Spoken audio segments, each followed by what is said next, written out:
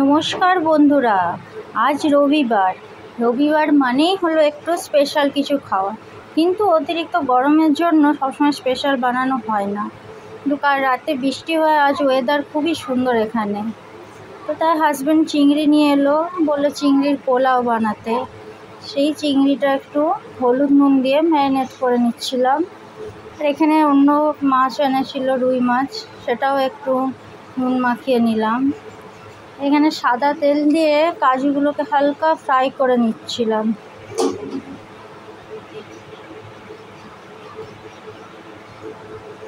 কাজু ফ্রাই হয়ে গেছে, কাজুটাকে তুলে নেবো। তারপর এখানে একটু ক্যাপসিকাম আর গাজর ভেজে নিচ্ছিলাম। আমি চিংড়ির পোলাওয়ে ক্যাপসিকাম আর গাজর একটু অ্যাড করি, বিনস থাকলে একটু বিনস, অনেকেই এগুলো ছাড়াও করে। কিন্তু যেহেতু আমার হাজব্যান্ড একটু ভেজিটেবল খেতে পছন্দ করেন, তাই আমি এগুলো অল্প একটু অ্যাড করি। গাজর ক্যাপসিকাম ভাজা হয়ে গেছে, তুলে নিয়েছি। সেই তেলে দিয়ে দিলাম চিংড়ি মাছগুলোকেও খুব বেশি ভাজবো না, হালকা ভেজে তুলে নেব।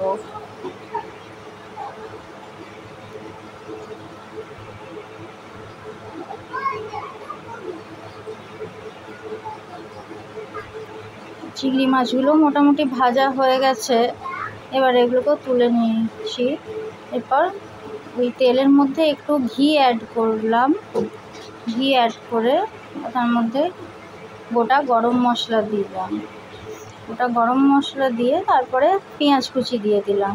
পেঁয়াজটা হালকা লাল লাল করে ভাজা হয়ে গেলে তারপরে বাকি মশলা দেবো।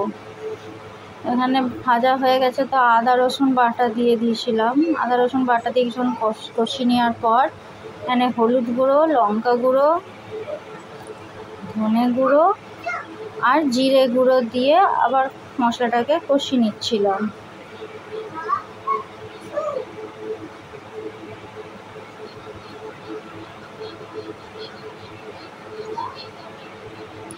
মশলা কষানো হয়ে গেল, এরপর টমেটো বাটাটা যোগ করলাম। টমেটো বাটা আমি এখানে একটু অল্পই অ্যাড করলাম, কারণ আমি এখানে দই ব্যবহার করব। যখন দই থাকে না বাড়িতে, তখন টমেটোটা আরেকটু বেশি ইউজ করি। টমেটো দিয়ে কষানো হয়ে গেছে, এরপরে একটু দই দিয়ে দিলাম। একটু চিনি অ্যাড করলাম।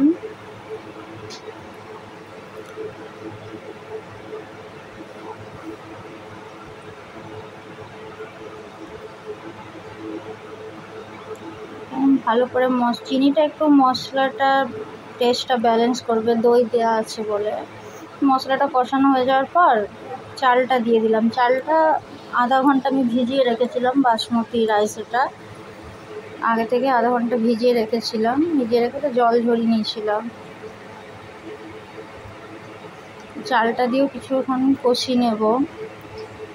চালটা দিয়ে কষানো হয়ে গেছে, পরে পরিমাণ মতো জল দিয়ে দিলাম।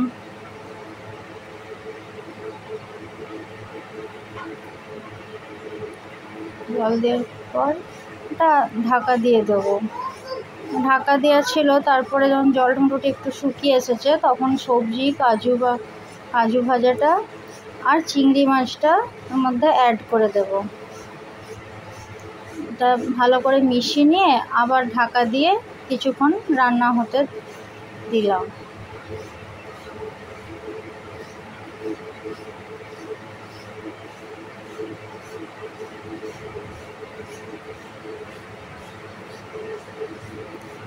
এখানে আমি গ্যাসটা আগেই বন্ধ করে দিয়েছিলাম। এখানে হয়ে গেছে মোটামুটি রান্নাটা। আর এখানে ওই মাছের একটু ফিশ রেজালা বানিয়েছিলাম আজ। আর এখানে রায়তা আছে, স্যালাড আছে। এই ছিল আজ দুপুরের মেনু।